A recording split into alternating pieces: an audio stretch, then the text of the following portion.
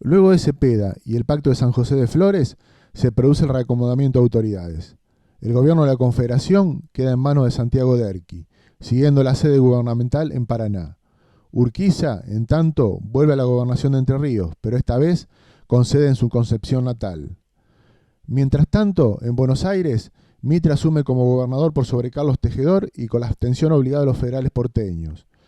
La obligatoriedad de esta abstención radica en lo fraudulento del acto eleccionario con total protagonismo del ejército mitrista para imponer a su candidato. Todo esto en el marco de desamparo y desilusión en que quedaron los seguidores de Urquiza después del pacto de noviembre. Entonces, de nuevo por un lado sigue estando Buenos Aires, con su solidez política revitalizada y de nuevo en carrera armamentista, ya que seguía gozando de los mismos recursos que antes de Cepeda. Las condiciones impuestas en San José de Flores no se cumplían. No había redistribución aduanera ni reparto equitativo de riquezas. Por el otro, la Confederación, con los mismos problemas económicos y ahora con un poder repartido entre el presidente Derqui y el gobernador Urquiza.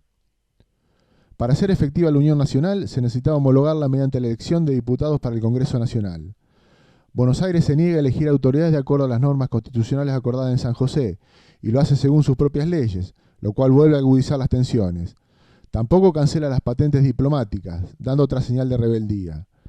Por tanto, si la provincia no redistribuía ingresos aduaneros, no resignaba su independencia diplomática y ponía trabas para reincorporarse al resto de las provincias, las cosas no habían cambiado en absoluto. Los gestos de camaradería en medio de diversas actividades, como la presencia de Urquiza y Derqui en Buenos Aires durante la fiesta Julia de 1860, agasajados por Mitre, y la posterior residencia de Mitre y Derqui como huéspedes durante un tiempo en el Palacio San José como devolución de gentilezas y demostración de buena voluntad, no sirven para aplacar tensiones. Por más que previamente, en junio, se firme el convenio de unión para ratificar el tratado del 11 de noviembre pasado. En realidad solo logran profundizar los recelos de Urquiza con respecto a Derqui y ahondar las diferencias dentro de la Confederación. Es que Urquiza no entendía que a pesar de ser multimillonario, terrateniente y vencedor militar de prestigio, ya no era el presidente. Y Derqui tampoco interpretaba que su poder era ilusorio si el apoyo de Entre Ríos no era real. Y en esta hoguera de vanidades palaciegas se consumían el Partido Federal y el proyecto confederado. Y nuevamente es San Juan donde se prende la mecha del conflicto. A fines de ese año de 1860, una revuelta de los liberales sanjuaninos depone y asesina al gobernador Virasoro. Los instigadores son los mismos que mataron a Nazario Benavides antes de Cepeda, Antonino Verastain, con las apoyaturas de Buenos Aires Saturnino Laspiur y Domingo Sarmiento. Verastain asume la gobernación cuyana y el presidente Derqui decreta de inmediato la intervención federal. Desde San Luis marcha el experimentado Juan Sá y desde Mendoza la fuerza del gobernador Laureano Nazar, con el objetivo de deponer al gobernador. El intercambio de notas y negociaciones no llegan a buen puerto o lo hacen tarde. En la Rinconada, en enero, se encuentran ambos ejércitos. La victoria federal es holgada y las consecuencias sangrientas hacia los vencidos. El terremoto que destruyó a la ciudad de Mendoza a fines de marzo de 1861 le pone una pausa al inminente conflicto. Lo cierto es que, de no resolverse el nudo de intereses que llevó a una guerra que paradojalmente era inevitable y a la vez quería por pocos, el país corría en ese momento el peligro de quedar dividido en tres.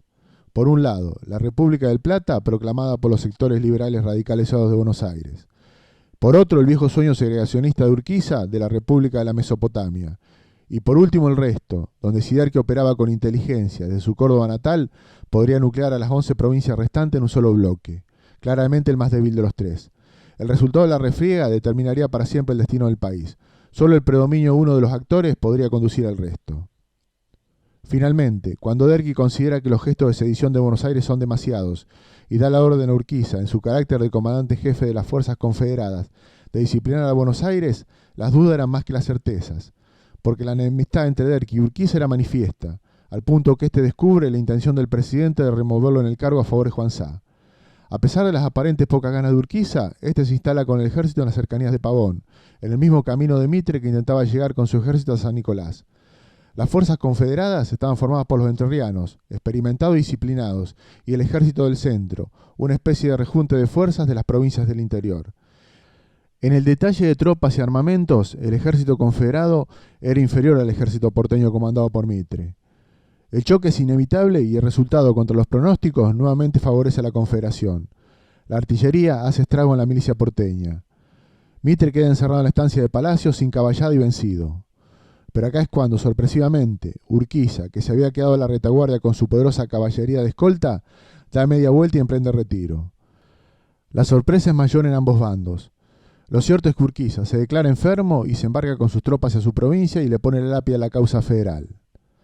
Las hipótesis de la defección de Urquiza son variadas. Desde el pacto masónico, al cual suscribirían los principales protagonistas con el ciudadano americano de nombre Yateman, o Enrique Idman, que recorrió ambos campamentos en vísperas de Pavón en nombre de la logia para asegurar el resultado de la batalla, hasta el cansancio de Urquiza por la situación económica y política de la Confederación. Es que este era un motivo muy loable, porque significaba el bienestar del pueblo, pero le salía muy caro al bolsillo del entrerriano, y descubrió que liderar su provincia era lo más seguro y más rentable que podía obtener. La falta de futuro de la causa federal la podía diagnosticar a partir de que la historia demostraba que a Buenos Aires se lo podía derrotar militarmente, pero a la larga su poderío económico se terminaba imponiendo. Que por eso era más fácil entenderse con Mitre y esta revitalizada oligarquía que reunía unitarios y antiguos federales con plata.